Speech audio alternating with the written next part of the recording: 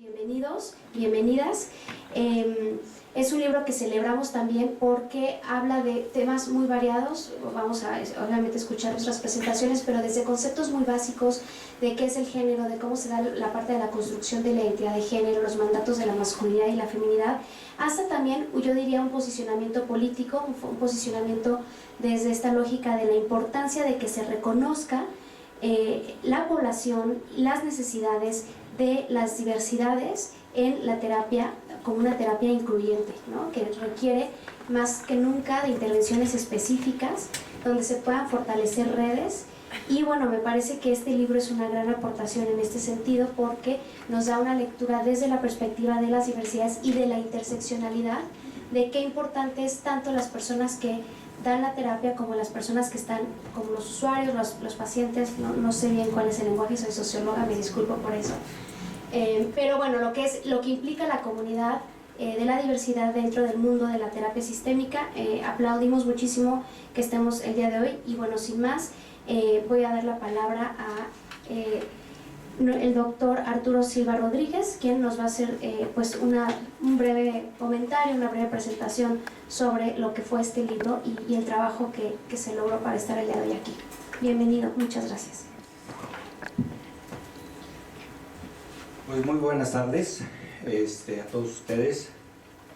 Les agradezco mucho, por un lado, su presencia y por otro, agradezco al Instituto la oportunidad que nos da de presentar nuestro trabajo editorial, no nuestro trabajo académico, nuestro trabajo editorial. Soy también un universitario que he tenido la inquietud de incursionar en la cuestión editorial y ahora en la cuestión editorial digital. Y les voy a leer un breve texto que preparé, porque si no lo leo me tardo bastante en exponer cosas, ¿no? Entonces mejor se los voy a leer, y es básicamente sobre el trabajo editorial que realizamos con este libro. Le digo, el editorial LED es un proyecto universitario de emprendimiento social de laboratorio que yo dirijo en la FES Iztacala, que se llama Laboratorio de Evaluación y Educación Digital. El proyecto editorial busca contribuir a la transformación de la manera en que se difunde y divulga la ciencia, con la finalidad de maximizar su impacto en la sociedad mediante el uso de tecnologías digitales. Aquí sí abandonamos un poco lo que sería el aspecto del papel, nos vamos por las tecnologías digitales y de esta manera colaborar en la sustentabilidad y sostenibilidad del mundo. En este esfuerzo de emprendimiento social se conjugan las prácticas de una empresa editorial tradicional, o sea, seguimos todos los procesos con métodos innovadores propios de la era digital. Con esta fórmula se busca brindar soluciones a los grandes retos que hoy enfrentan la divulgación y difusión de la ciencia, que estén más acordes a la sociedad del conocimiento, a la interacción que estamos viviendo.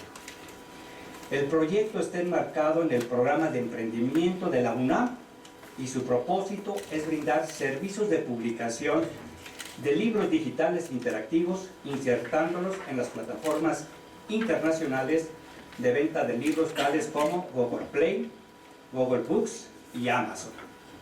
Con esta estrategia garantizamos una visibilidad mundial de la obra y la difusión de las ideas contenidas en ella en todo el mundo.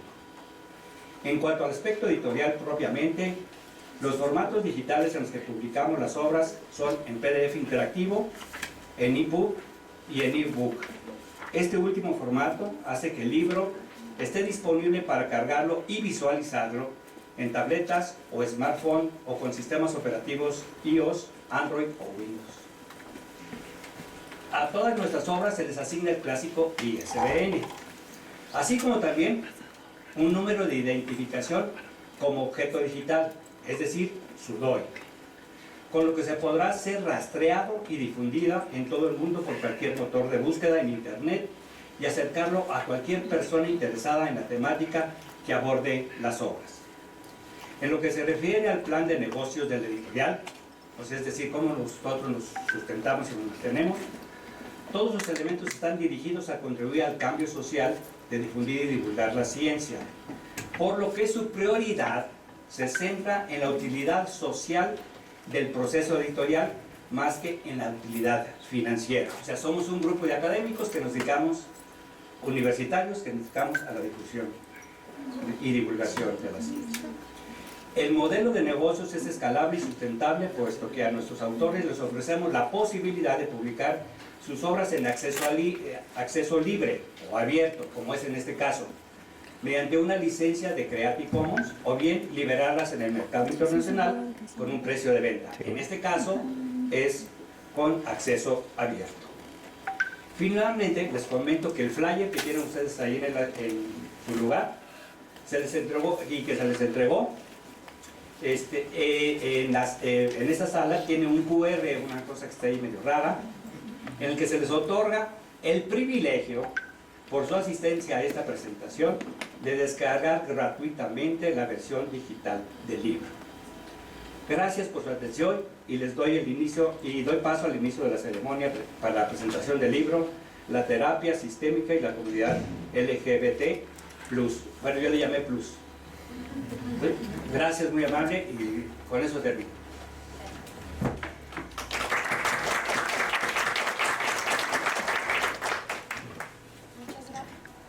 Muchas gracias, doctor Silva.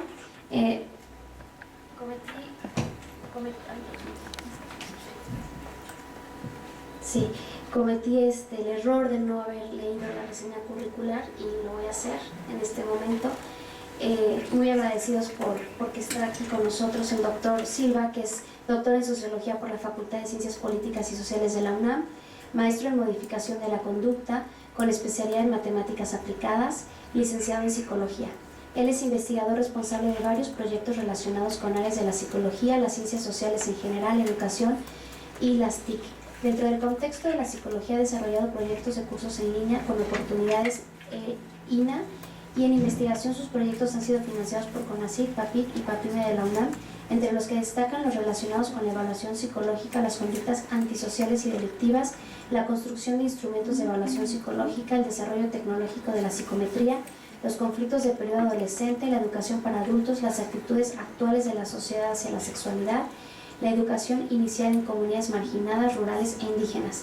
También ha sido asesor de investigaciones desarrolladas por la UNESCO para América Latina y el Caribe, y ha sido asesor de varias investigaciones en universidades al interior del país.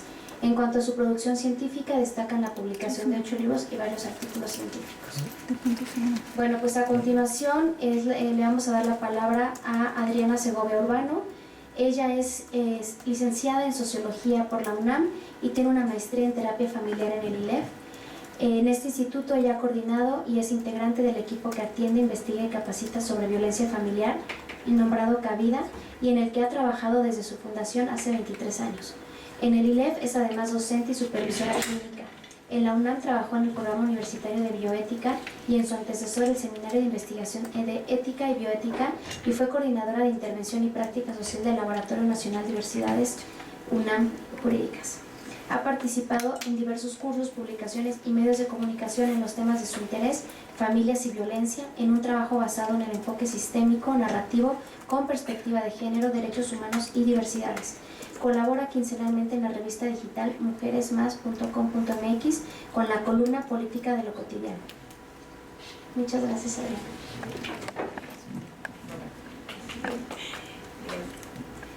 Bueno, pues estoy muy honrada y muy contenta. Le agradezco mucho a Fausto y a todos los autores, las autoras que me hayan hecho el honor tanto de hacer el prólogo de este texto, como de invitarme aquí a comentar esto por un lado, y porque se intersectan muchas coincidencias también como primer evento del laboratorio del perfil. Colaboradora en su inicio y ahora en esta transición, y pues felicidades a Letia también, aprovecho para decirte mucho éxito. Pues también me siento muy honrada de que me hayan invitado. Eso por un lado. Por otro, también porque realmente me encantó leer este libro. Me sentí como yo creo que muchas de las que hemos estado en los últimos años en los temas estos que se cruzan, pero diversidad, pero terapia, pero psicología, pero atención, pero acompañamiento, hemos estado en la búsqueda de cómo seguir armando a partir a cómo seguir armando una visión y un acompañamiento particularmente al tema de las diversidades en general, a partir de con lo que tenemos, con lo que contamos, con lo que fuimos formados. Entonces, yo he estado yo misma en esa búsqueda, y cuando por eso Fausto me presenta el texto, así sentí como, qué bonito que se van juntando pues los ríos en el camino. Entonces, pues para mí fue un viaje muy bonito y todo un diálogo intenso, así, permanente. Toda la lectura fue así, sí, no, esto también, no, qué bien. ¿Por qué? Porque yo creo que, y esta primera parte, o lo primero que quiero comentar respecto a con qué me quedo, digamos, dialogando, pendiente o con inquietudes, no es para nada una crítica, sino lo primero que quiero reconocer es que para mí han hecho desde todas sus especialidades, inquietudes y saberes un primer armado, voy a decir así, digo primero porque es realmente un primer producto. Hay desde luego muchos textos, o no muchos, pero los hay sobre quienes inician en el campo de la salud emocional a mirar el tema de las diversidades, pero específicamente pertenece a la terapia familiar sistémica, de la cual somos, pues, digamos, colegas los que estamos en esa área de la salud mental o de la psicología. Por eso le llamo primer armado, a partir de estas variables, ¿no? Insisto, no porque no haya otras en otro ámbito. Entonces, eso que hicieron, o sea, venir desde todos esos saberes, experiencias y hacer este primer armado, me parece que queda así como de veras de fuegos artificiales, así como una lluvia intensa de luminosidad, de ideas, que me parece, realmente la palabra es así, estimulante. Y por eso digo, como primer armado, creo que hay cosas que se logran, que intentan, que responden, y otras, como muchas cosas que quedan abiertas, pues es el camino que nos marcan a seguir. En ese sentido, pues digo, las felicito muchísimo por hacerse la pregunta, ¿no? O sea, por esa pregunta de cómo relacionamos la terapia familiar sistémica y el tema de la comunidad LGBT. Y la pregunta es muy pertinente porque de todas las corrientes psicológicas, evidentemente, bueno, quienes estamos particularmente en esa especialidad, pues sabemos que se esperan ciertas cosas particulares de la terapia familiar en el área de la salud mental con el tema de la comunidad LGBT. No sabría decirles exactamente qué se espera, pero la terapia familiar sí tiene, y lo dicen ustedes en el libro, o sea, sí surge con un tufo, con un tinte que parece conservador de inicio, ¿no? Las primeras corrientes, el estructuralismo, son absolutamente patriarcales, absolutamente normativas y reproductoras, sí, de una cultura dominante, sin duda. Y desde esa expectativa, quien va a terapia o quien recomienda la terapia familiar, es cierto que hay una parte que tiene el tufo, insisto, conservador de conservar a la familia, ¿no? ¿A quién mandan o por qué la comunidad LGBT acudiría a terapia familiar, ¿no? O sea, desde qué expectativa de quien los manda, de quien las manda, de que particularmente asisten a terapia familiar. Pero la cuestión, y eso es un poco mi primer diálogo con ustedes, aunque sean muy diversas las ideas que plantean, es que sí plantean a la terapia familiar como eso, como absolutamente o predominantemente conservadora y reproductora de las estructuras dominantes. Y bueno, será un poco por el lugar donde yo me formé, pero sí me formé en un lugar que sí es un poco diferente de otras formaciones en terapia familiar, porque el ILEF de donde yo vengo sí tiene un origen bastante más liberal y más diverso en un sentido. Sin embargo, pues su origen pertenece, o sea, la evolución que ha tenido el ILEF, mi formación, el camino que yo misma he andado en estos 25, 26 años, pues es el camino que es paralelo a la legalización del matrimonio entre personas del mismo sexo en esta ciudad, a la legalización del aborto, a todas estas luchas y legislaciones sobre derechos humanos que hemos tenido la oportunidad de vivir, quienes hemos ejercido en estos años, y que, insisto, hemos tenido que ir dialogando entre la formación, que la academia pues suele ser más conservadora en el sentido de que las teorías pues van avanzando más lento que lo que va avanzando la realidad, ¿no? Entonces, en ese sentido es que es el reto, y por eso tener una aportación a estas alturas de este nivel me parece muy valioso. Entonces, sin embargo, mi primera observación es que hay a veces una generalización de la terapia familiar de un modo, me parece, exageradamente conservador. Pongo un ejemplo, por lo menos yo tendría una lectura diferente. Ustedes citan, bueno, uno de los textos, Families of the Slums, de Minuchin, que dicen eso, lo critican o lo mencionan como un texto. Families of the Slums, para quien no lo conozca, el autor es Minuchin, es paradigma de la terapia familiar, y totalmente él mismo, patriarca y patriarcal, sin duda, ¿no? O sea, el modelo estructural en su inicio es el respeto absoluto de una estructura patriarcal, eso no tenga ninguna duda. Minuchin fue evolucionando y tuve la fortuna de conocer al último Minuchin, que se declaraba totalmente en otro lugar, ¿no? O sea, afortunados los que se mueven, afortunados los que vivieron este último medio siglo, cuarto de siglo, en estos cambios. Pero aún en su momento, esa lectura de Families of the Slums, en la que Minuchin analiza a las familias marginales, a las familias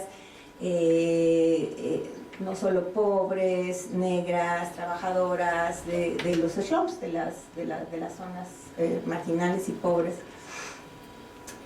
Justamente, por lo menos, insisto, esa es la lectura que yo aprendí, que más que reproducir, justamente lo que él dice es, para mí esa sería como un primer reto a mirar una familia diversa, porque justamente lo que describe Minuchin es, no, estas familias no tienen por qué parecerse al mamá, papá y 3 hijitos, ¿no?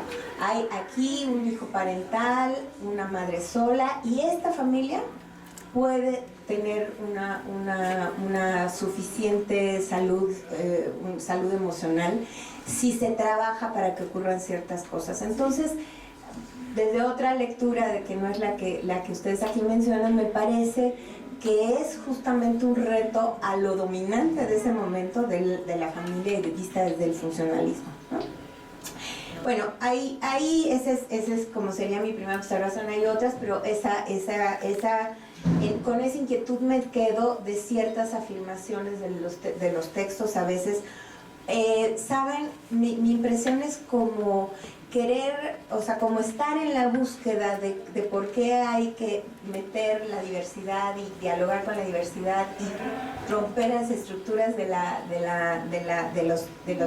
los paradigmas de la terapia familiar, pero siento que no hay necesidad de romper todo, sino de dialogar con esto, porque hay algunas de esas cosas que todavía tienen bastante sentido, ¿no? En todo caso, me parece que hoy la terapia familiar tiene todo el sentido con la comunidad LGBT, porque justamente se trata de mirar, de visibilizar, de trabajar, de normalizar y de legitimar a toda la diversidad familiar que hoy se presenta a partir de la comunidad LGBT y sus propias familias, ¿no? Eso me parece como lo central. Y insisto que acá ustedes lanzan conceptos y cosas a mirar que me parecen así básicas. Les decía, se lo comenté a Fausto y lo escribo acá en el prólogo, que me pasó como cuando en la formación que había, bueno, todavía me parecía muy lindo cuando yo estudiaba, pero cuando leí La Red Invisible, que es la primera visión como de género desde la terapia familiar de estas feministas de Nueva York, del Ackerman, del Instituto Ackerman, para mí fue así como wow, o sea, como realmente una mirada que me encantó, porque pues eran esas mujeres habían formado pues, con los patriarcas y algo les incomodaba sobre su formación versus lo que estaban viviendo con los movimientos políticos y sociales de su momento. Entonces ellas hicieron retos muy interesantes, por eso me recuerda a La Red Invisible, porque digamos no tiran a la basura lo anterior, pero lo retan y hacen aportaciones, cuestionamientos justamente de eso, de esa normalización que había de la visión estructural de que el padre tiene que darse una jerarquía, en fin, la familia heteronormada, en fin. Entonces, me parece que este es un ejercicio bastante parecido, que es de lo que aprendimos, que necesitamos dialogar y retar y aportar, ¿no? Esto es lo que hacen con una serie de conceptos fundamentales. El concepto, sin duda, de interseccionalidad, me encantó el análisis que hace de apellido Cerón, sobre todo este tema que me encantó ver, mirar interseccionalmente a las familias en terapia.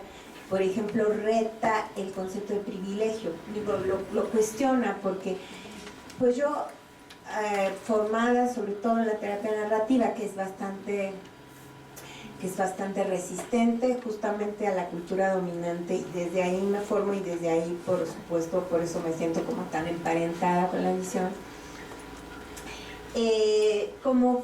Me ubicaba bastante en que siempre el privilegio es el del terapeuta, y me encantó ver desde el concepto de interseccionalidad que él maneja, que en realidad el privilegio se mueve bastante en los sistemas terapéuticos, ¿no? Sí, muchas veces y la mayoría es la del poder del o el terapeuta, pero a ustedes les habrá pasado, o sea, si esa terapeuta es mujer y además es joven, además le preguntan si tiene hijos o no, ¿no? Hay a veces este lugar de quien consulta donde reta de ese modo invisible, diciendo: tú quién eres para decirme si eres una mujer joven que no tiene hijos, ¿no? Entonces ahí el lugar del privilegio y el del poder, pues claro que se mueve, ¿no? Entonces me pareció súper importante. Nada más termino diciendo lo de voy a decir esto donde quiero señalar a María. Me encantó tu texto, gracias. Bueno, somos bastante más parientes no parientes de sangre, sino profesionales. Y decía yo muchas cosas de las que dice María, pero María cita a Rodrigo Parrini y dice que Rodrigo Parrini dice que lo que no está nombrado, cuando no se nombra, hay heteronormatividad. No, me caí del suelo cuando leí eso, porque claro, o sea, y te lo digo acá, María, me lo llevo desde ese día para decir: tengo que hacer algo diferente, ¿no? Es decir, ciertamente si no se nombra, hay heteronormatividad, ¿no? Porque como voy a decir que mi visión previa es, bueno, si llega gente de la diversidad, pues eso trabajaremos. Pero no, es como, o sea, desde ahí es colocarse también como unos y otros, ¿no? Como en un sistema binario de hay unos temas y otros no. La heteronormatividad está si no se nombra y tiene que ser nombrada siempre, ¿no? En cualquier contexto terapéutico. Entonces, pues eso me lo llevo como algo donde me puse a revisar todas mis lecturas de todas las clases que doy, donde hay que meter el tema. Eso lo agradezco después de esta lectura, donde yo creí que ya estaba en otro lado y me aportó muchísimas cosas. Entonces, pues gracias a todas las autoras, los autores y a quienes coordinaron este esfuerzo.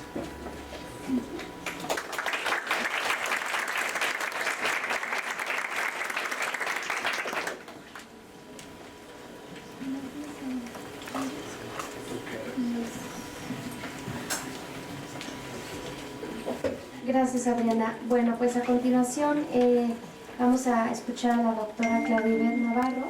Ella es doctora en psicología por la UNAM, titulada en 2016 con mención honorífica, otorgada por la Sociedad Interamericana de Psicología en el 2017. Actualmente es profesora de asignatura y colaboradora en la Unidad de Estudios de Género y Sexualidad de la Facultad de Psicología. Recibió la medalla Omecihuatl en el 2015, otorgada por el Instituto de las Mujeres del Distrito Federal, por su destacada participación en la educación, las artes, la cultura y el deporte que inspire e impacte en el desarrollo y empoderamiento de las mujeres. Y el Premio a la Juventud de la Ciudad de México en Promoción y Defensa de Derechos Humanos 2016. Ha colaborado con distintas organizaciones de la sociedad civil, entre ellas el Instituto Mexicano de Investigación en Familia y Población, Ampara AC, Musas de Metal, Grupo de Mujeres Gay AC y Fundación Arcoiris. Además, cuenta con diversas publicaciones en revistas científicas. Muchas gracias. Bueno, hola a todas, todos y todes. La verdad que es un placer estar aquí. Cuando me hicieron la invitación para estar aquí, presentar el libro, yo dije sí. Y debo de admitir que lo que me movió a decir sí fue a que dos de las personas que escriben este texto las admiro y las quiero, ¿no? Entonces dije, qué interesante, ¿no? Que sea esa parte emotiva la que me mueve a decir que sí. Y eso me hace también pensar que tengo una gran responsabilidad en lo que voy a decir. En verdad, estoy muy feliz de estar aquí, muy conmovida además de mirar este texto. Cuando me llegó este texto para dictaminarlo, debo admitir que estaba con la sospecha de ¿y qué me voy a encontrar? ¿Qué escribieron? ¿Qué reflexiones hay ahí adentro, no? Y algo que no esperaba es que lo iba a leer todo en un día, lo cual eso en verdad, más que una cosa ahí como mero dato curioso, me parece que es una invitación a que lo lea. Es realmente un texto que para mí, conforme lo iba leyendo, me iba haciendo una sintonía en cómo estaba escrito. Conforme yo iba leyendo, además, para mí fue como volverme a aclarar conceptos que yo ya tenía, según muy digeridos, lo cual me hace pensar que además debería de ser un texto que quienes damos clases tendría que ser como un texto obligado, en definitiva, porque si quieres saber qué es género, qué es sexo, qué es patriarcado, al menos hay en 2 capítulos donde intentan dar una aproximación desde un glosario, pero que además el glosario no se queda solo en glosario, sino que van discutiendo por qué esos términos, ¿no? Entonces, me parece que es un texto que en lo personal se ha convertido como en una lectura de cabecera que le recomiendo a mucha gente, ¿no? Aquí no lo sabían, pero yo ya lo estaba pasando, espero no haber infringido nada. Y bueno, algo que yo me preguntaba a la hora de pensar qué decir aquí es que definitivamente yo tenía que responder la pregunta a por qué leerlo. y me encontré que tenía varias respuestas. La primera de ellas es que, aunque solamente se enfoca en la terapia familiar, yo veía los trazos de distintas terapias ahí. Es decir, yo veía que el análisis que hacen lo podemos utilizar para cualquier otro tipo de terapia. Es más, para cualquier forma de enseñanza dentro de la psicología. Porque no podemos negar que, ya que estamos en una estructura, quienes estamos aprendiendo y enseñando y ejerciendo cualquier práctica vinculada con la psicología, estamos en una estructura. Inevitablemente esta estructura tiene diferentes nombres, ¿no?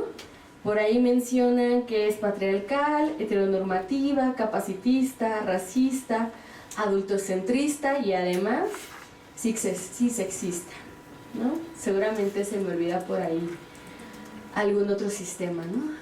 Y el olvido, esperemos que no sea muy mal, ¿verdad? Y luego me dicen cuál se me olvidó, por favor. Es una estructura. Y al ser una estructura, pues nosotras y nosotros, nosotres, somos quienes hemos ido creando todas las teorías, quienes hemos ido creando las prácticas y las formas de enseñanza. Inevitablemente se nos fugan estos sistemas. Inevitablemente. ¿No? Yo solo, mientras ayer recordaba cómo estudiaba en la licenciatura y hasta en el mismo doctorado, y que seguramente no está lejos de ustedes, hemos escuchado creencias, mitos, prejuicios alrededor de la población LGBT y más. Seguramente todas las personas que estamos aquí. Y a mí en ese sentido el texto me parecía muy valiente.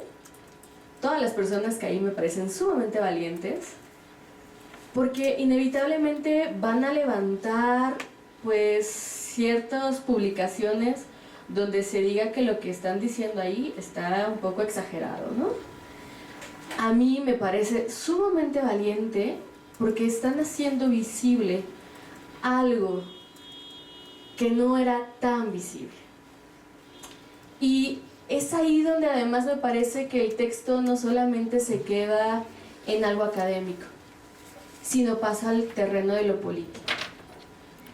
Y me parece un texto sumamente político, tan político que además las personas que escriben ahí en la introducción pues nombran su propia orientación sexual. Lo cual además, a mí en particular, me parece que brinda la oportunidad de que algunas personas que están estudiando, que están empezando a ejercer, no se sientan como dirían en la vida cotidiana, como un bicho raro, sino justo acompañados.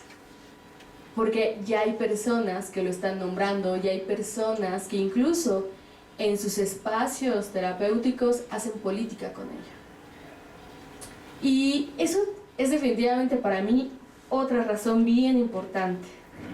Y en definitiva, algo que me pareció maravilloso es que además en distintos capítulos, una vez que ya hicieron la crítica, una vez que ya dijeron como algunas reflexiones, dan algunos puntos para repensar la práctica. Es decir, si alguien está buscando como tips, créanme que lo van a encontrar, ¿no? Y eso es algo muy bueno, porque en ocasiones yo me quedo pensando que una de las grandes preguntas de mis alumnas y mis alumnos y mis alumnas es, pero ¿y cómo lo hacemos? Y entonces ahí vienen algunas reflexiones que a mí me parecían sumamente atinadas y yo decía, sí, claro, lo voy a hacer. Y además debo de admitir que yo decía, ¿qué habrán pensado o qué habrán vivido para poner esos tips? ¿No? Ahí yo creo que las personas que lo escribieron deberían de aventarse un segundo capítulo diciendo eso. Y algo aquí que también creo que voy con muchísimo con lo que decía la maestra Adriana, es que en definitiva a mí me parece que es un texto que este tendría que ser su primer tomo. Porque cuando yo lo iba leyendo, a mí me parecía que hablaba muchísimo de cómo está construida la terapia familiar, cómo es que podemos empezar a mirar las identidades, pero yo me preguntaba como temas muy específicos de quienes nos asumimos con estas identidades, ¿no? Yo me preguntaba, ¿cómo trabajaríamos el closet ya haciéndolo evidente que existimos y que estamos ahí, ¿no? Porque creo, y me quedo justo aquí ventilando a algunas personas, la salida del closet es una de las principales cosas donde a partir de lo que he oído, algunas personas relatan haber vivido discriminación porque la otra persona no sabe cómo acompañar eso, ¿no? Los divorcios, ahora que ya nos podemos casar, pues ¿qué pasa con el divorcio, no? Yo tengo una muy buena cantidad de personas que me dicen, recomiéndame a alguien, pero lo que quiero trabajar es el divorcio. Y algo, me quedo ahí justo reflexionando algo que decía María Antón Ordorica. Como parte de los prejuicios y discriminaciones, estoy citando, que pueden presentarse en los procesos terapéuticos, ella, el capítulo que escribe es sobre las mujeres lesbianas y bisexuales, pero me parece que lo podríamos pensar también para las demás identidades de género y orientaciones sexuales. Dice, se encuentran las injusticias, violencias u opresiones epistemológicas. Cita, más adelante el capítulo pone, la invisibilización a partir de los intentos por normalizar y homologar las experiencias lésbicas y bisexuales a las heterosexuales. A mí me parece que esto es bien clave porque ella está hablando de un silenciamiento. Y me parece que justo el texto habla de eso, a dejar de silenciar, a dar lugar a que se hable. Y con ello, además, me quedo pensando en que yo hablaba de que este texto es sumamente político, porque me parece que va reiterando una y otra vez, porque en el espacio terapéutico, en el momento de dejar de silenciar, estaríamos justo contribuyendo a generar en esos espacios lugares de emancipación, de ciudadanía, de ejercicio de derechos. Me parece que es un texto además, para ir finalizando, que lleva a repensar nuestra práctica como terapeutas como algo bien político. Entonces, por favor, léanlo, díganle a toda la gente que lo lea, todos sus allegados y allegadas, y yo voy a esperar un segundo tomo. Ya les dije como 2 temas que me interesan y tengo muchos más, ¿eh? Ahí luego les paso la lista. Muchísimas gracias.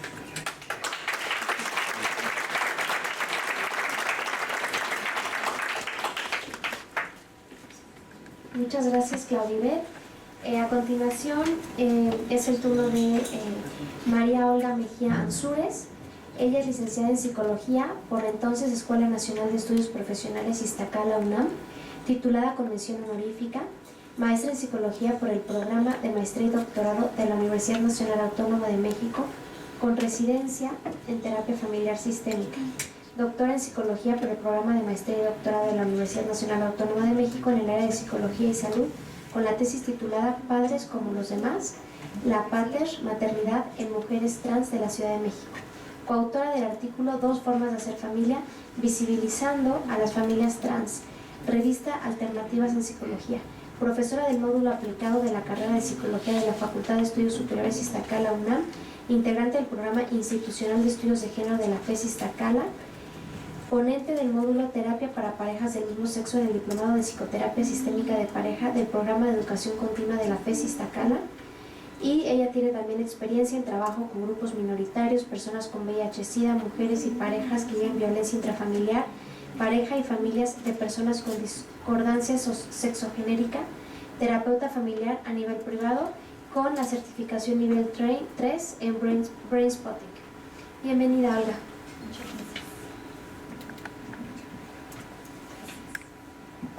Bien, ¿se escucha? Buenas tardes, de igual manera a todos, a todos. Son muchas las ideas que tengo, espero tener más o menos algo de coherencia. En primer lugar, y no está nunca de más agradecer la invitación que me hace en su momento Fausto, en donde me manda el texto que de igual manera me sorprende y igual que Ivy, que Claudia, leo muy rápido. De esos libros con los que te picas, como decimos, y entonces llevas el celular a algún lugar y lo vas leyendo.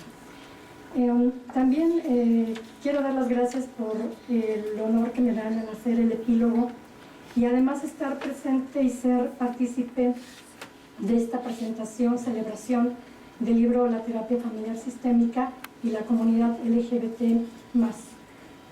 Particularmente quiero hablar desde dos posiciones, bueno, más bien tres: una como persona, dos como docente de la carrera de psicología frente a muchos grupos, créanmelo, y tres como terapeuta familiar sistémica y también como persona que capacita a terapeutas en formación, precisamente en el área de la terapia familiar sistémica y de la terapia para parejas del mismo sexo. Yo creo que yo le decía a Fausto que este es un texto necesario. Por eso es que le doy la bienvenida a una obra que se torna necesaria no solamente para la gente que está en el mundo de la terapia familiar. Concuerdo con Claudia de que es un texto que debiera ser leído desde el pregrado, desde la licenciatura en psicología. Quiero brevemente tomarme el espacio para contar una anécdota. El día de ayer, en uno de los grupos de esas dinámicas improvisadas, entre comillas, que se generan y con interés de los grupos, de pronto salta el tema, y lo digo tal cual, de la adopción homoparental. Y entonces se forman grupos de trabajo y se tenía que fijar una postura, así lo propone el equipo que estaba organizando la actividad. Se tiene que fijar una postura y se tienen que proponer algunos argumentos, ya sea a favor o en contra.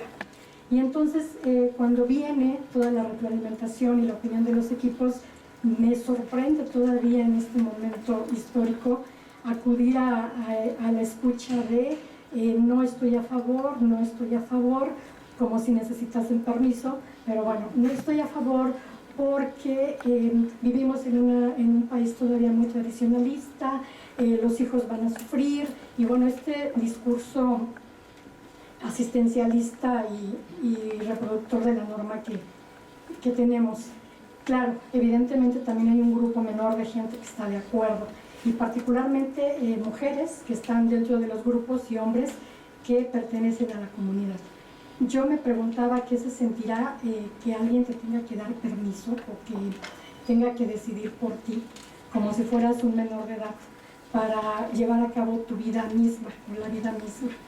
Entonces, es por ello que este libro me parece una obra impresionante de compromiso ético y profesional, que se habla en primera persona, y eso me parece sumamente valioso. Estoy de acuerdo con ellos, porque de pronto en las universidades se abren grupos, pero la gente está en el closet, y eso hace que la gente tampoco se acerque. Me parece que sí debe haber un acto de valentía, o no sé cómo llamarlo, también de honestidad, de muchas cosas, de presentarte como eres. En mi caso particular, yo me reconozco como una persona aliada de la comunidad, colectivo, población, como le quieran llamar. Entonces, en ese sentido, me parece necesario que la gente de la licenciatura en psicología, en donde de pronto vemos una psicología sin género y una psicología falta de interseccionalidad, y algunas personas tratamos de cubrir en el currículum diario que se vive en las aulas esos puntos, claro, exponiéndonos a la burla y al escarnio de los propios compañeros y compañeras, inclusive por el uso del lenguaje incluyente. Sin embargo, bueno, pues es una trinchera más y ahí estamos, ¿no? Estamos presentes.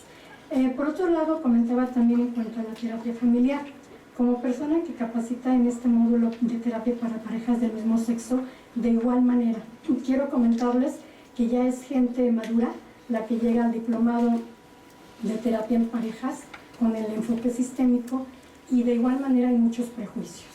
Les cuesta mucho trabajo, yo les puedo decir, no es una generación, les cuesta mucho trabajo asimilar, integrar esta situación de son iguales, pero debe trabajarse de manera diferente, y esta cuestión de yo lo hago igual, no hay problema, finalmente son personas, quiero recalcar la frase. Entonces, la sociedad entera realmente requiere de obras como esta, de trabajos personales, colectivos, que mucha gente está haciendo y que afortunadamente seguirá construyéndose día a día.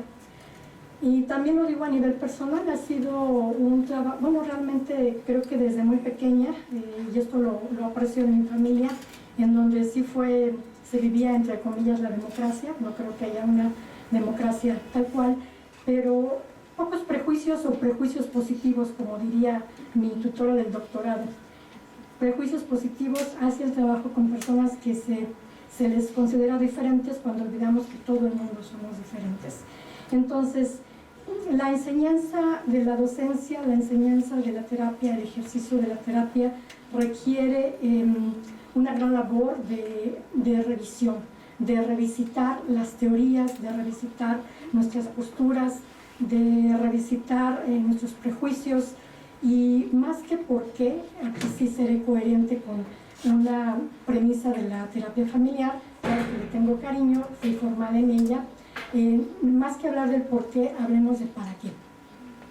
Para ser conscientes y responsables de nuestra propia práctica, de nuestro quehacer, entre otras cosas, para dejar de reproducir estereotipos con instituciones como familias, y revisar nuestras propias premisas de género, que nos llevan a, en lugar de acompañar, muchas veces a lesionar a la gente que llega con nosotros.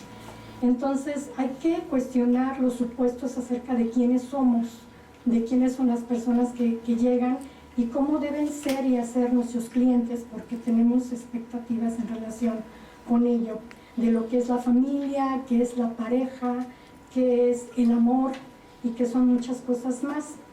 Entonces, yo creo que es un gran compromiso de las llamadas ciencias, ¿sí? La psicología, el psicoanálisis, la psiquiatría, particularmente hablo desde mis dos disciplinas, la psicología y la terapia familiar, que es una labor de reconstrucción. Diario, a cada momento, cada vez que estamos frente a las personas, de repensar, e insisto, revisitar qué estoy haciendo y cómo lo estoy haciendo, para qué lo estoy haciendo y con quién lo estoy haciendo, para construir relaciones mucho más sanas y contribuir al bienestar más que al malestar, y no reproducir estas estructuras de dominación de las que han hablado. Para no continuar mucho más, creo que ya es tiempo de que alguien hable. Yo pensaba la terapia familiar más que como un corpus de conocimientos terminado, que bueno, evidentemente no lo es, más bien que en algún momento se deslice este concepto hacia la terapia con familias, más que la terapia familiar, terapia con familias, para reconocer y el espectro de posibilidades que la gente tenemos de ser y hacer familias. Algo que me parece sumamente valioso. Y bueno, para finalizar, ya también quiero comentar en defensa de la terapia familiar, que quienes la hacemos evidentemente matizamos nuestra práctica. ¿Sí? Precisamente con la influencia del libro de terapia familiar feminista, con el libro de La Red Invisible, la de pautas vinculadas al género, que de verdad creo que es como algo que te arranca la venda de los ojos y que te hace ver y ampliar la mirada.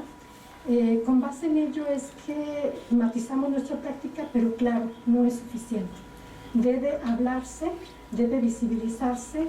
En violencia se dice que lo que no se nombra no existe. Y entonces, bueno, vamos a nombrar, vamos a visibilizar y vamos a celebrar. una obra como esta, y finalmente felicitar a los autores, a las autoras. Realmente es un libro que leí también muy rápido, con mucho placer, con deleite, y que de igual manera me va a servir para enriquecer mi práctica personal y profesional. Muchas gracias.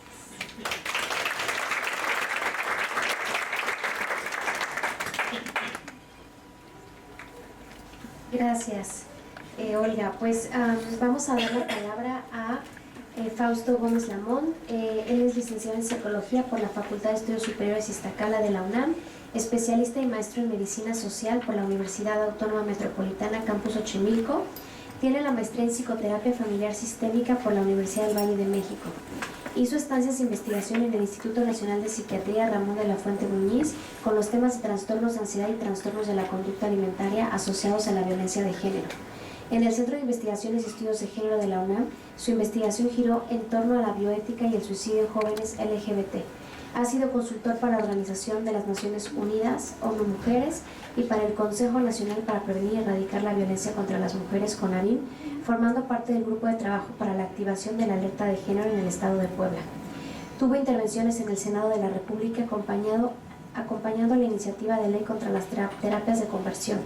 Actualmente es profesor definitivo en la carrera de Psicología del Sistema de Universidad Abierta y Educación a Distancia de la FES Iztacala de la UNAM, así como profesor invitado en el posgrado de Medicina Familiar de la Facultad de Medicina de la UNAM. Es consultor para la Oficina de la Abogada General y para la Oficina de las Naciones Unidas contra la Droga y el Delito, habiendo colaborado en la elaboración de la guía Nada que Curar. Es responsable del colectivo de estudios de género del sistema de la Universidad de la SOAYER, FES Iztacala, y del programa Formación en la Práctica con Terapia Sistémica Multicultural con Perspectiva de Género. Gracias. No, pues, híjole, ya nos aventaron muchas flores a todas las autoras, que yo quiero reconocer todo su esfuerzo, todo el tiempo que le dieron, y precisamente hay que nombrarlos, ¿no? A Aura, a Ana, a Liliana, a Jessica, a María, a Claudia, a Tania, a Ulises, a Sofía, al doctor Arturo, a Lucía y a Lete, sobre todo, ¿no? Por el espacio también. Yo soy altamente nervioso, entonces por eso anoto lo que quiero compartir. De lo contrario, soy muy farragoso y tiendo a irme por otros lados, ¿no? Entonces voy a empezar. Quiero agradecer la posibilidad de no solo haber colaborado con grandes amigas y académicas, así como con el excelente equipo de laboratorio LED de la FES Iztacala, sino también a la posibilidad de participar en un espacio tan importante como lo es el Instituto de Investigaciones Jurídicas y el Laboratorio Nacional Diversidades de la UNAM. Para comenzar, quiero compartirles que la experiencia de redactar, revisar y coordinar este libro con diversas voces no fue tarea fácil, pues continuamente nos enfrentábamos a diversas reflexiones provenientes de nuestros afectos, sentires, narrativas y testimonios personales al vivirnos dentro de la disidencia sexual. Estas hicieron eco en la construcción de esta obra que el día de hoy estamos compartiendo. Pudiera decir que hacer aportes desde estudios contraculturales, como los feminismos y estudios sexodiversos, así llamados LGBT, es complicado, pues no queríamos en ningún momento despolitizarnos y caer en eufemismos, relativismos o asimilacionismos que aún escuchamos en las aulas de clase. Todos somos humanos, todos somos familia, amor es amor, todos tenemos relaciones, todos nos comunicamos, todos estamos construidos en el lenguaje. Por eso partimos de un dilema central al construir este libro, el dilema de la diferencia. Según Marta Minow, si no se reconoce la diferencia, acrecentamos las brechas de desigualdad social y nos alejamos de la justicia social. Eso quiere decir que teníamos una gran responsabilidad en nuestras manos, y esta era visibilizar las diferencias que hacen la diferencia, incluso entre las mismas experiencias LGBT dentro del espacio terapéutico, llamado aquí terapia familiar. Reconocer que nuestras identidades son un producto histórico de lucha por las reivindicaciones en todos los espacios. Pensar que en el siglo XIX éramos identidades médicas y patológicas, que para el siglo XX éramos identidades ya no enfermas, pero sí moralmente incorrectas, degradantes, asociadas a la promiscuidad y al SIDA, que hizo evidente la creación de las terapias de conversión como una forma de remediar ese pánico moral. La demanda de los movimientos de los 70s era la politización de la sexualidad y el desmantelamiento del discurso familiarista. Esto evidentemente nos condujo a plantear un diagnóstico desde una pregunta. ¿Quiénes han logrado establecer mesas de diálogo entre la terapia sistémica y la comunidad LGBT? Primero, yo diría que en Estados Unidos, a partir de 1969, el movimiento Stonewall movilizó principalmente al colectivo trans a demandar justicia. Esa exigencia de justicia se coló en los escenarios académicos y clínicos para la discusión entre si la homosexualidad era o no patológica, logrando que la Asociación Americana de Psicología y de Psiquiatría instituyera la sección 44 para los estudios lésbico, gay, bisexual y transexual, haciendo de la idea de que algo personal, como es la atracción sexoafectiva, tenía un potencial político de grandes magnitudes, a tal grado de configurar el Journal of Gay and Lesbian Studies. ¿Y en México qué se ha hecho? Si bien no quisiera generalizar, porque podemos encontrar valiosos esfuerzos, pero lo malo es de que se encuentran aislados, sin poder formular un journal de psicología LGBT y menos de terapia familiar y comunidad LGBT. La razón de este argumento es el metaanálisis que hicimos de los 410 artículos de 2 revistas importantes en el campo de la terapia familiar en México, que durante 20 años de publicaciones solo encontramos 3 artículos que hablaban del tema lésbico, gay y ni hablar de la experiencia trans. Eso fue caldo de cultivo para pensar en lo que Siobhan Guerrero, en una entrevista el Día de la Visibilidad Trans, dijo para el CONACYT. Argumentó la importancia de las representaciones sociales en la academia porque posibilitan narrativas habitables dentro de las vivencias trans. Es decir, pensar en que una persona LGBT puede ser investigadora, académica, docente, terapeuta, sí y siempre sí se reconocen las opresiones estructurales que impiden que las personas trans y LGBT lleguen a esos espacios de enunciación. Por eso, este libro trata de reconocer las vivencias interseccionales de las autoras, académicas, que escriben y escribimos desde esta experiencia LGBT y también desde el privilegio. Pues, y como lo diría mi querido amigo Jorge Nico Reiter, si no hay textos sobre la comunidad LGBT es porque no ha habido la voluntad para hacerlos y que las personas LGBT tenemos que exigir de salir de objetos de estudio a ser sujetos de conocimiento. De ahí que este libro sea un esfuerzo colectivo para reivindicar y politizar el espacio terapéutico, pues buscamos un criterio de unificación, no de abolición. Buscamos que la terapia sea un beneficio para todos, maximizando y potencializando las razones de las experiencias LGBT, que en ningún momento deberán ser modificadas a criterio del servidor público y no deberán ser explicadas ni tratadas desde el asimilacionismo heterosexual. Por último, quiero decirle, querido estudiante o profesional LGBT, nuestro compromiso es, y como lo diría Donna Haraway, hacer análisis discursivos de todas las prácticas sociales, contraponerlas, deconstruirlas, mostrar sus contradicciones y dependencias internas de las relaciones de dominación, ir a sus raíces más profundas y a las más superficiales. Recordar una y otra vez que toda observación está cargada de teoría y toda teoría aporta valores y estos se producen históricamente, y mantenerse en la lucha por la visibilidad de nuevas posibilidades y límites es nuestro deber. Muchas gracias.